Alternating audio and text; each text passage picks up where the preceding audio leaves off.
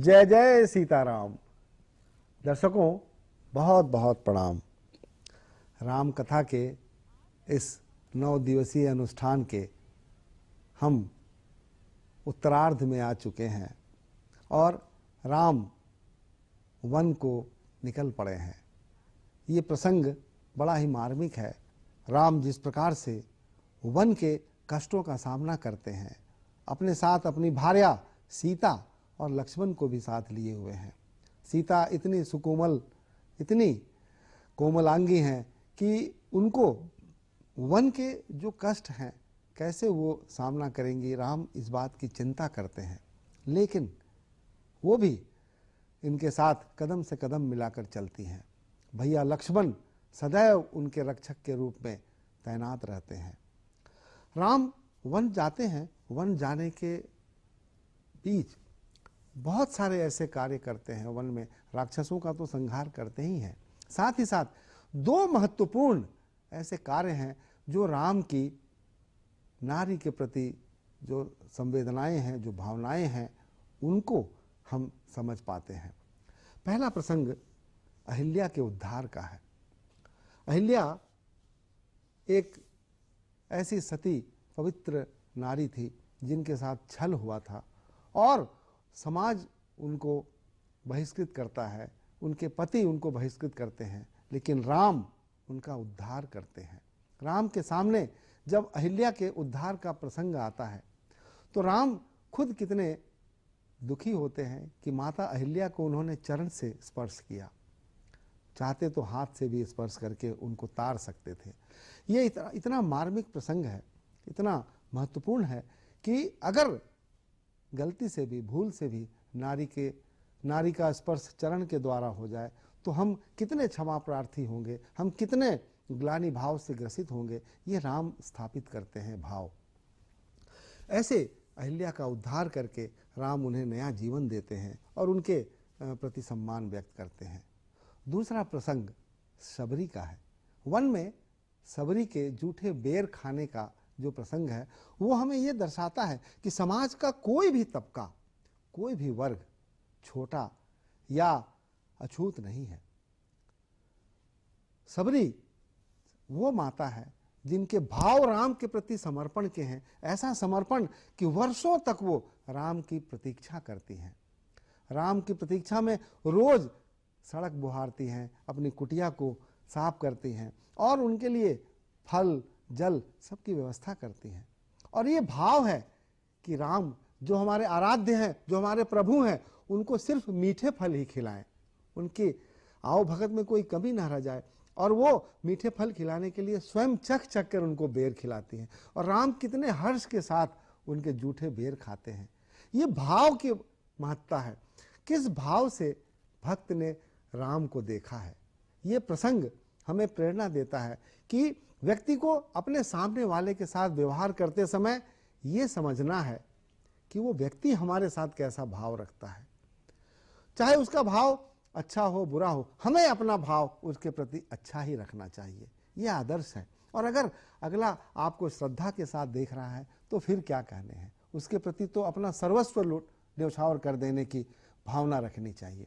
तो राम ऐसे आदर्श हमारे सामने प्रस्तुत करते हैं। तो आइए आज की कथा में इन्हीं प्रसंगों पर ध्यान देते हैं, इन्हीं प्रसंगों का रसास्वादन करते हैं पंडित पवन कुमार मिश्र जी के मुखारबिंद से। श्री रामचंद्राय नमः, श्री रामदूताय नमः, श्री रामभद्राय नमः, नमो राघवाय। दूरदर्शन के दर्शकों को एक बार पुनः मेरा प्रणाम। जय सिया राम। हम सब प्रभु श्री राम के चरित्र की कुछ सात्विक तात्विक चर्चा कर रहे हैं। यह कालखंड और हम और आप सौभाग्यशाली हैं, रामलला विराज रहे हैं अपने भवन में, अपने मंदिर में, अवध में, जन जन के प्राण में, जन जन के हिय में तो विराजे ही हुए हैं, स्थूल रूप से विराज रहे हैं। तो उनका स्मरण अति आवश्यक है। वह मर्यादा पुरुषोत्तम है,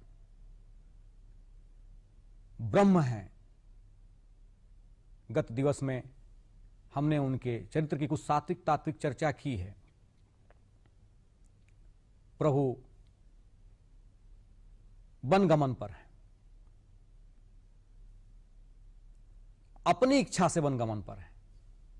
यह दिखता है कि मां कैकेयी ने वरदान मांगा है, वह चाहते तो मना कर सकते थे, लेकिन ऐसा बेटा कहां कि जो वन को भी राज्य के रूप में लेता है और अपनी मां से कहता है कि पिता दीन मोहि कानन राजू। तो प्रभु वन की यात्रा पर हैं। उस समय जब उनको वन प्रस्थान कर रहे हैं, भरत और शत्रुघ्न ननिहाल में हैं, आप जानते हैं। उनकी वन यात्रा जहां दलित, शोषित, दाम्भिकों को एक सीख है, वहीं भरत के चरित्र को उजागर करने के लिए है कि भाई कैसा होना चाहिए। हर प्रत्येक चरित्र वह जी करके बताना चाहते हैं कि बेटा कैसा हो, भाई कैसा हो, शिष्य कैसा हो, बहू कैसी हो। तो यह वन यात्रा में पुत्र का चरित्र, भाई का चरित्र, यह निखर करके आता है। इस मर्यादा को स्थापित करना है, इसलिए राम वन को जाते हैं। आवश्यकता नहीं है वन जाने की। यह दिखाना चाहते हैं कि ईश्वर भी नंगे पांव वन में चल सकता है। मैं आपकी तरह से हूं, मैं कोई विशिष्ट नहीं हूं। मैं उस निचले पायदान पर खड़े व्यक्ति के साथ राम खड़ा है और वन की यात्रा कर रहा है, कोल भीलों के साथ खड़ा है, सबरी के यहां जाकर के जूठा बेर खा रहा है। शिक्षा देने के लिए यह उनकी यात्रा हो रही है। भरत जी आए हैं अवध में, और जो पता चलता है कि भैया तो वन चले गए, कैकेयी कहती हैं कि तात काज में सकल संवारेऊ और कछुक बात विधि बीच बिगारेऊ। जो बनाया वो सब मैंने बनाया, कैकेयी कहती है। क्या बनाया? तो राम को वन भेज दिया, आपको राज्य दिलवा दिया, लेकिन जो बिगड़ा क्या? बिगड़ा यह कि उनके वनगमन के पश्चात और भरत जी ने के आने से पूर्व बीच में महाराज स्वर्ग सिधार गए। कछुक बात विधि बीच बिगारेऊ और रघुपति सूरपति पुर पग धारेऊ। महाराज दशरथ स्वर्ग को चले गए। देखिए, यही हम और आप करते हैं। जब श्रेय लेना होता है तो हम कहते हैं कि यह मैंने किया, और जब बिगड़ जाती है बात तो हम कहते हैं यह ईश्वर ने बिगाड़ा। कितनी सुंदर बात यहां पर पूज्यपाद गोस्वामी तुलसीदास जी महाराज मानस में कहते हैं। मानस की जो कैकेयी है वो यही कह रही हैं, जो बनाया वह मैंने बनाया और जो बिगाड़ा वह ब्रह्मा जी ने बिगाड़ा। जबकि बिगड़ा कैसे? कैकेयी के कारण। यदि राम वन नहीं जाते तो महाराज स्वर्ग नहीं जाते। तो भरत जी आए हैं और भरत जी को सब समझा रहे हैं। गुरु जी भी समझा रहे हैं कि पिताजी के वचन का धारण करना यही धर्म है। माता कौशल्या भी समझा रही हैं कि यही धर्म है। भरत की नीति देखिए, यहां पर बहुत गंभीर चर्चा है।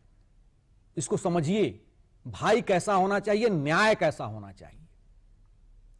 भरत कहते हैं कि भाई आज तक तो पिताजी यह चाहते थे कि राम राजा बने, तो वह परिस्थिति कैसी उत्पन्न हो गई कि वह चाहने लगे कि मैं राजा बनूं और मेरा बेटा जिसको सबसे अधिक चाहते थे वह वन को चला जाए। आप सभी लोग शब्दों को पकड़ रहे हैं, उनके भावों को नहीं पकड़ रहे हैं।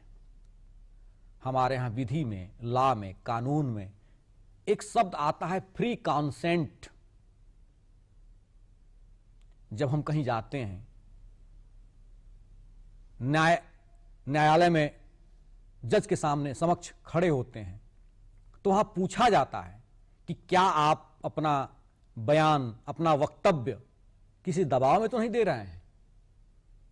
यह इसीलिए पूछा जाता है कि आपका कॉन्सेंट फ्री तो है, आपको बंदूक के नोक पर तो बयान नहीं दिलवाया जा रहा है आपसे।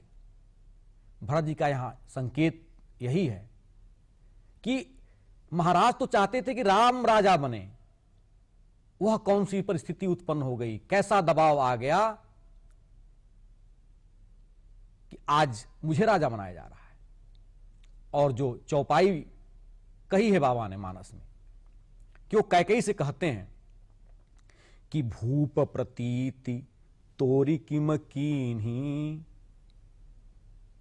तुम्हारा महाराज ने तुम्हारा विश्वास कैसे किया, मुझे तो बस एक ही बात लग रही है कि मरण काल विधि मति हर लीन्ही, कि वो अपनी मति उनकी मरते समय ठीक नहीं थी, बुद्धि बिगड़ गई थी, यह कॉन्सेंट फ्री नहीं था, निर्णय सही से नहीं दिया उन्होंने, बुद्धि उनकी कुछ और हो गई थी।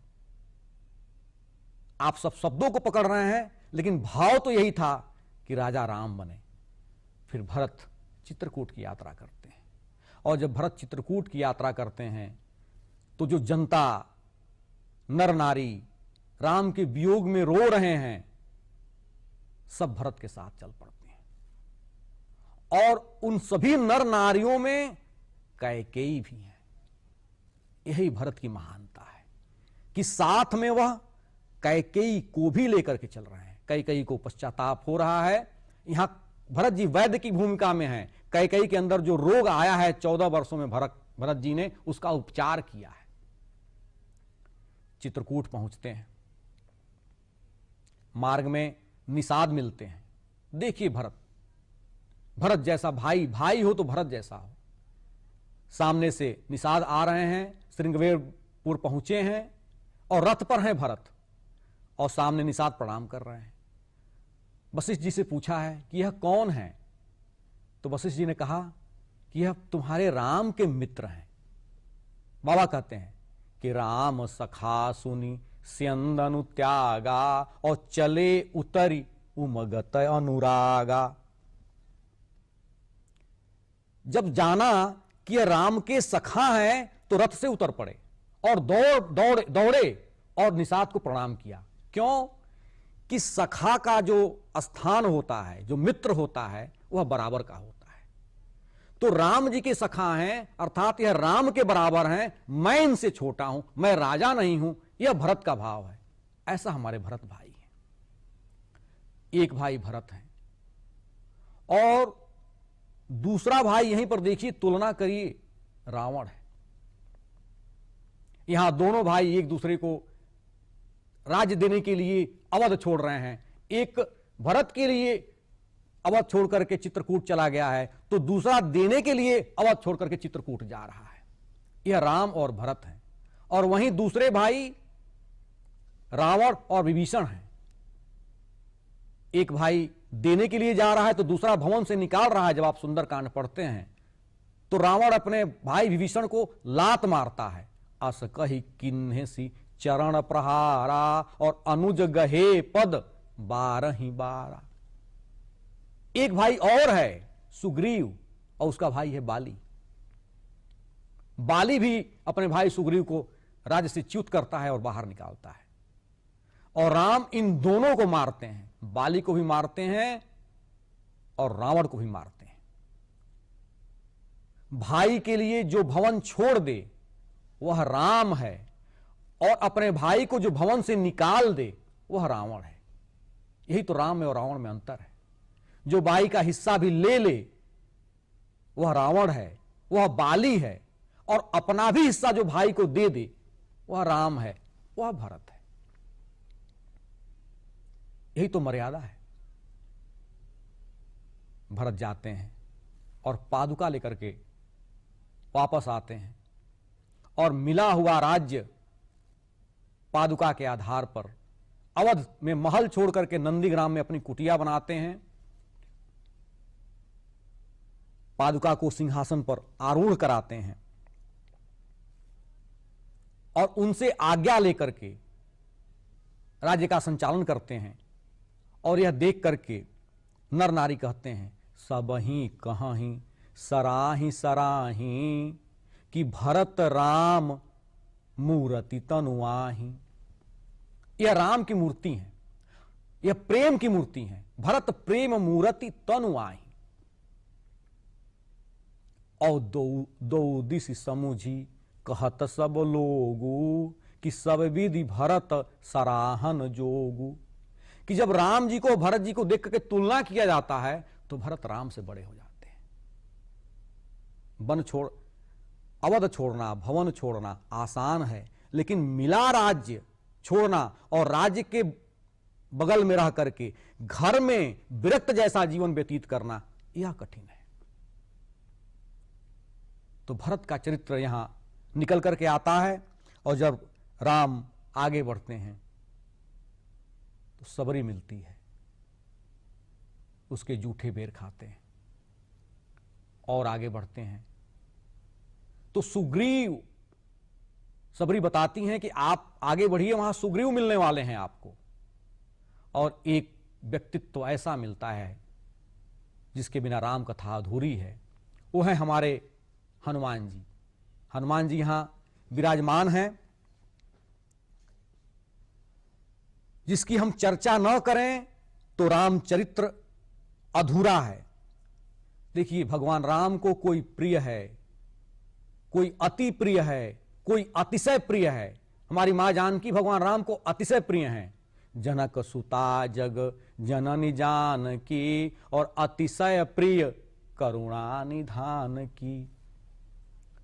तो अतिशय प्रिय है जानकी। अवध के वासी अति प्रिय हैं। अति प्रिय मोहि यहाँ के बासी, मम धामदा पुरी सुख राशि। लेकिन एक व्यक्ति ऐसा है जो राम जी को परम प्रिय है। भ्रातन सहित राम एक बारा, और संघ परम प्रिय पवन कुमारा। राम जी को हनुमान जी परम प्रिय हैं। सुपरलेटिव डिग्री की प्रियता प्राप्त है हमारे हनुमान जी को। तो जब ऋष्यमुख पर्वत पर हनुमान जी से प्रथम साक्षात्कार हो रहा है हमारे प्रभु श्री राम का, तो रोते हुए वन में सीता जी का हरण हो चुका है और जा रहे हैं। लेकिन जब राम जी को देखते हैं हनुमान जी, और हनुमान जी को जब राम जी देखते हैं तो राम जी गाने लगते हैं। जब पूछते हैं कि आप कौन, हनुमान जी पूछते हैं राम जी से कि आप कौन, अपना परिचय तो बताइए, विप्र रूप में आए हैं। विप्र रूप धरि कपितः गयऊं, और मात नाई पूछत अस भयऊ, को तुम श्यामल गौर शरीरा। श्यामल और गौर शरीरधारी आप दोनों कौन हैं? तो चरित्र का वर्णन किया है और बाबा लिखते हैं कि आपन चरित कहा हम गाई, और विप्र कहऊ निज कथा बुझाई। कि मैं अपना चरित्र गा करके कह रहा हूं। वही हनुमान जी पहचान जाते हैं कि भाई प्रकरण तो रोने का है, लेकिन आप गा रहे हैं। राम जी का बड़ा अच्छा उत्तर है ये, दास का अपना निजी मत है कि जब जीवन में हनुमान आ जाता है, जब हनुमंत तत्व जीवन में आ जाता है, तो रोता हुआ व्यक्ति भी गाने लगता है। हनुमान जी का आश्रय किया जाए। देखिए, जब जीवन में हनुमान आ जाता है तो हमारा जो असुंदर कांड है वह कांड सुंदर हो जाता है। यहां से सुंदर कांड प्रारंभ होता है। अंगद राजदूत हैं, हनुमान जी रामदूत हैं। अंगद ऑफिशियल कैपेसिटी में काम करते हैं, हनुमान जी पर्सनल कैपेसिटी में काम करते हैं। इसीलिए उनके लिए हनुमान चालीसा में कहा जाता है कि राम दुआरे तुम रखवारे, होतन आज्ञा बिनु पैसारे। ऐसे हमारे हनुमान जी हैं। हनुमान जी जब सीता जी का पता लगाने के लिए जाते हैं अशोक वाटिका में, तो ऊपर अशोक वाटिका में वृक्ष पर बैठे हुए हैं और नीचे रावण आता है और सीता जी को डराता है, त्रास दिखाता है। थोड़ा समझिए इसको। रावण समस्या है, हनुमान जी समाधान है। समस्या नीचे है अशोक वाटिका में, अशोक वृक्ष के नीचे है, समाधान ऊपर है। यहां संकेत क्या है? संकेत यह है कि ईश्वर समस्या से पहले समाधान भेज देते हैं। हनुमान जी पहले आए हैं, रावण बाद में आ रहा है। हम धैर्य न खोए जीवन में, थोड़ा सा ऊपर उठ करके देखें, हमको समाधान मिलेगा। हम धैर्य छोड़ देते हैं जब कठिनाइयां आती हैं, जब दुख आता है तो हम धैर्य छोड़ देते हैं और समस्याओं में उलझ जाते हैं। जहां समस्या है समाधान वही है। यही हनुमान जी हमको बता रहे हैं।